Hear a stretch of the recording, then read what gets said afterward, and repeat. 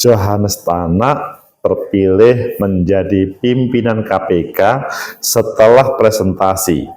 Tidak ada OTT, menghilangkan operasi tangkap tangan, langsung mendapatkan aplaus dari para anggota DPR Komisi 3. Bagaimana kalian? Apakah 5 komisioner KPK yang terpilih ini orang-orang yang lebih baik dengan kemarin, atau ya suasana yang ditampilkan Johannes Tanak yang akan lebih mengedepan? Bagaimana menurut kalian? Menurut analisis saya,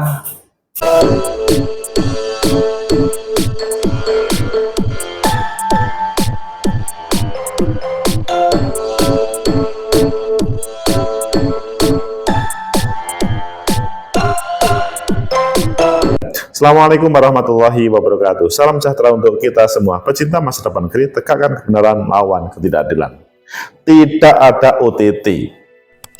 Menghilangkan OTT itu gagasan yang disampaikan oleh Johannes Tanak yang semua anggota DPR aplaus. Mungkin kalian juga langsung protes mendengar kalimat itu. Kok bisa dia terpilih padahal menghilangkan OTT KPK? Kalau kita melihat KPK itu menjadi luar biasa karena seringkali operasi tangkap tangan terhadap para koruptor. Hanya beliau terpilih beserta 5 komisioner: Setio Budianto, Fitroh Cahyanto, Ibnu Basuki, Agus Joko Pramono, dan Johannes Tanak. Ayo kita baca di beberapa media, selanjutnya kita kupas mengapa DPR memilih Johannes Tanak dan seperti apa saja profil kelima yang terpilih, dan mungkinkah pemberantasan korupsi akan lebih bagus atau ini ancaman terhadap lembaga KPK. Pertama, kita baca di Kompas. Johannes Tanak ingin tiadakan OTT KPK. Komisi 3 DPR tepuk tangan. Selanjutnya di CNN Indonesia, sesat pikir capim KPK soal usulan penghapusan OTT. Dan kalau di Tempo, judulnya Capim KPK Johannes Tanak ingin hapus OTT berikut perjalanan karir dan jumlah harta kekayaannya. Kalau kita melihat pada hari ini, nah ini maksudnya itu kan yang agak lampau, tapi tidak mengurungkan dia terpilih. Kalau hari ini, profil Setio Budianto yang terpilih menjadi Ketua KPK 2024-2029. Kalian pilih yang mana? Kita pilih yang Kompas dan kita hubungkan dengan yang lainnya. Johannes Tanak ingin tiadakan OTT KPK, Komisi 3 DPR tepuk tangan. Ini pasti sesuatu yang oleh rakyat.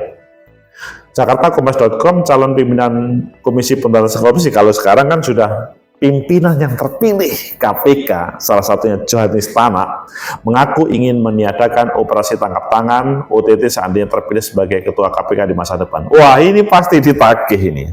Hal itu disampaikan dalam sesi tanya jawab pada uji kelayakan dan kepatutan calon pimpinan KPK di Komisi 3 DPR RI. Seandainya saya bisa jadi, mohon izin jadi ketua, saya akan tutup, close. Karena OTT itu sesuai dengan pengertian yang dimaksud dalam KUHP, Kitab Undang-Undang Hukum Acara Pidana, kata dia di hadapan anggota Dewan. Pernyataan itu langsung disambut dengan riuh tepuk tangan para anggota Komisi 3 seisi ruangan. Itu ekspresi apa ya? Polos. Ini mengungkapkan dari segi pengertian, operasi dalam Kamus Bahasa Indonesia diibaratkan sebagai operasi bedah, di mana para dokter dan tenaga kesehatan harus sudah siap dan mempunyai perencanaan yang sebelum melakukan tindakan. Sementara pengertian tertangkap tangan menurut KUHP ada suatu peristiwa yang terjadi seketika itu yang juga pelakunya ditangkap dan menjadi tersangka. Kalau pelakunya melakukan perbuatan dan ditangkap, tentu tidak ada perencanaan. Kalau ada satu perencanaan, operasi itu terencana. Peristiwa yang terjadi suatu ketika itu tertangkap. Ini suatu tumpang tindih yang tidak tepat. Oh, ini bahasa saja atau serius? Itu adalah tertangkap. Ia mengaku sejak awal menganggap OTT merupakan tindakan yang tidak tepat berdasarkan argumentasi tersebut. Jadi semenjak 2021 atau 2002 sampai sekarang 20 tahun salah KPK. Wah. Namun ia kalah suara dengan mayoritas pimpinan KPK lain yang setuju OTT sebagai langkah pemberantasan korupsi yang perlu dilakukan. Mayoritas mengatakan itu menjadi tradisi. Apakah tradisi itu bisa diterapkan? Tidak, bisa juga itu menantang. Karena memang dia adalah incumbent. Sebelumnya Tanak ditanya Sekretaris Jenderal PKS Abu Bakar Al-Habsyi mengenai isu penindakan korupsi via OTT versus pencegahan. Abu mempersoalkan makalah Tanak yang dianggap lebih menitikberatkan pada penindakan sebagai langkah pemberantasan korupsi. Apakah berarti saudara cukup apatis dengan pola pencegahan yang selama ini dilakukan KPK? Saya harus terus terang. Aja pencegahan pendidikan lebih suka pencegahan dulu, Pak, kata Abu. Jadi dalam pencegahan orang kalau sudah mau korupsi, Abdullah hati-hati, ini sudah dekat lu. Anda kan akan kena kalau kayak begitu. Kalau itu penindakan, enggak. Pak, dicari, dipancing-pancing, diarahkan di pokok aparat. Nah, Abu menganggap pencegahan akan lebih efektif untuk memberantas korupsi. Menurut dia, orang yang hendak melakukan korupsi akan takut terlebih dahulu ketika diperingatkan bahwa tindakannya dapat dijerat KPK. Soal juga, tetapi ada negara-negara lebih menitikberatkan pada penindakan seperti Hong Kong atau Korea Utara, tapi ada pula negara-negara yang lebih mengutamakan upaya pencegahan korupsi. Jadi, tapi tidak diberi contoh. Ia menyinggung negara-negara Skandinavia yang dianggapnya memilih pendekatan berbeda dengan Indonesia. Memang Korea Utara dan Hong Kong itu adalah penindakan. Norwegia, Swedia, Denmark itu lebih mengarah kepada pencegahan. Pecinta masa depan negeri, tegakkan kebenaran, lawan ketidakadilan. Dan kalau kita melihat hari ini, semua pimpinan KPK sudah terpilih dan yang menjadi ketua adalah Prof. Budi Setianto. Nah, ini adalah Setio Budianto, Irjen Kementan. Kemudian Fitroh Cahyanto, mantan Direktur Penuntutan KPK. Ibnu Basuki Widodo, Hakim Pengadilan Tinggi Manado. Johanis Tanak, Wakil Ketua KPK periode 2019-2024, Agus Joko Pramono, Wakil Ketua BPK periode 2019-2023. Bagaimana menurut kalian? Apakah Johanis Tanak itu adalah sesuatu yang beliau adalah mantan dari KPK? Maksudnya dia adalah sebelumnya sebagai pimpinan KPK, pada saat ini adalah mendapatkan suara tapi tidak menjadi ketua. Apakah itu yang diikuti atau ini kita mengikuti Setio Budianto? Atau menurut analisis saya, pertama, bahwa yang disampaikan oleh Johanis Tanak terkait dengan lebih baik bahasanya itu serius. Tanak ingin tiadakan OTT KPK. Apakah itu serius atau hanya bersilat lidah? Sehingga sebetulnya bukan pada meniadakan OTT KPK-nya, tetapi adalah hal yang lain. Tapi kalau kita melihat dari apresiasi seluruh anggota DPR, Komisi 3 khususnya, ini adalah sesuatu yang baru. Sesuatu yang baru itu akan berdampak positif, atau sebaliknya ini akan berdampak negatif. Kalau menurut saya sih ini cenderung mengarah kepada supaya tidak ada elit yang ditangkap. Apalagi sebagaimana yang kedua. Analisis yang kedua itu dihubungkan dengan yang disampaikan oleh Sekjen PKS Abu Bakar Al-Abbasi yang mengatakan bagaimana tentang pencegahan. Itu kan lebih menarik daripada penindakan. Seperti negara-negara di Skandinavia. Bagaimana mereka itu melakukan pencegahan daripada negara Hong Kong atau Korea Utara yang penindakan. Menurut saya, analisis yang kedua ini adalah hal yang perlu diselesaikan sebelum sebuah keputusan.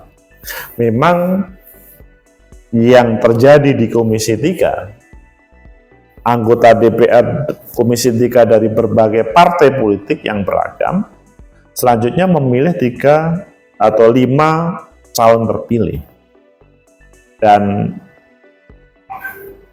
ini keputusan politik bahwa ada proses dialog antara pimpinan Komisi 3 atau anggota Komisi 3 dengan calon KPK, iya.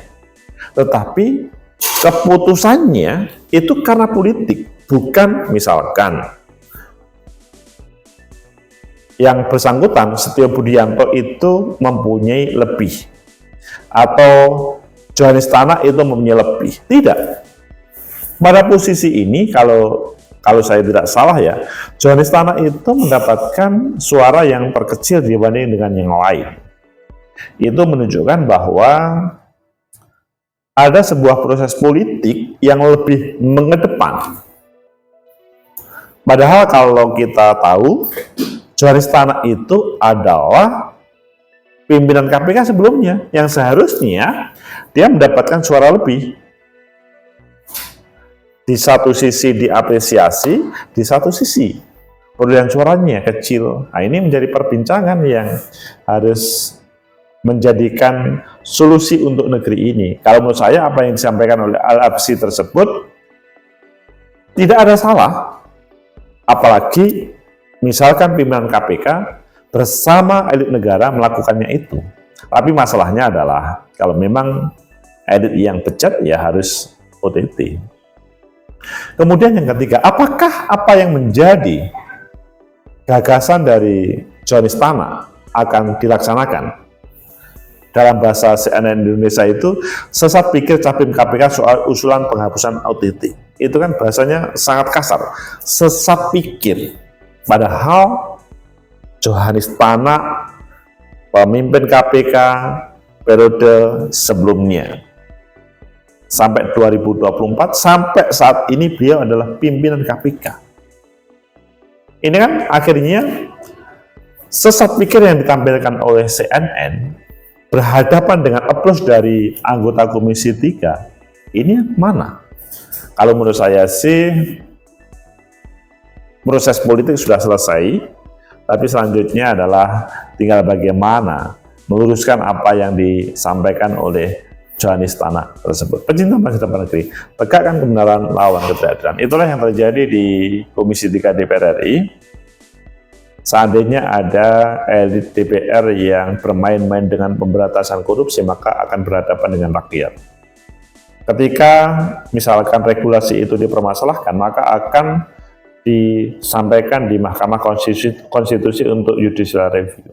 Tapi masalahnya di sini adalah mereka yang mempunyai gagasan yang seakan-akan menguntungkan dalam tanda kutip kepada eksekutif legislatif selanjutnya terpilih, itu menjadi PR. Seandainya ini dilakukan, maka kemungkinan besar akan dilawan rakyat. Protes akan terjadi. Tetapi kalau apa yang disampaikan Johanis Tanak itu hanya sebatas angin surga untuk mereka yang membahayakan, dalam artian hanya sebuah kalimat yang sebetulnya bukan substansial, maka berbeda lagi. Kan tadi kan operasi tangkap tangan. Kalau operasi tangkap tangan itu adalah dalam bahasanya sudah direncanakan. Kalau tertangkap itu tidak direncanakan, itu bagaimana? Intinya itu hal yang kontroversial. Apakah hanya sebatas pengertian ataupun substansi, itu menjadi problem. Semua pasti setuju bahwa KPK tetap berjalan on the track, pemberantasan korupsi harus dilakukan, pencegahan juga penting dilakukan, tetapi bukan berarti menghilangkan OTT. Semoga ini tidak mengurangi KPK 2024-2029. Ya, kita mengucapkan selamat kepada teman-teman pimpinan KPK yang terpilih, kepada Setio Budianto, Fitroh Nur Cahyanto, Ibnu Basuki Widodo, Johanis Tanak, dan Agus Joko Pramono. Semoga tidak menghilangkan esensi yang dikerjakan oleh para pimpinan KPK sebelumnya. Like, subscribe, comment, and share. Sampai jumpa.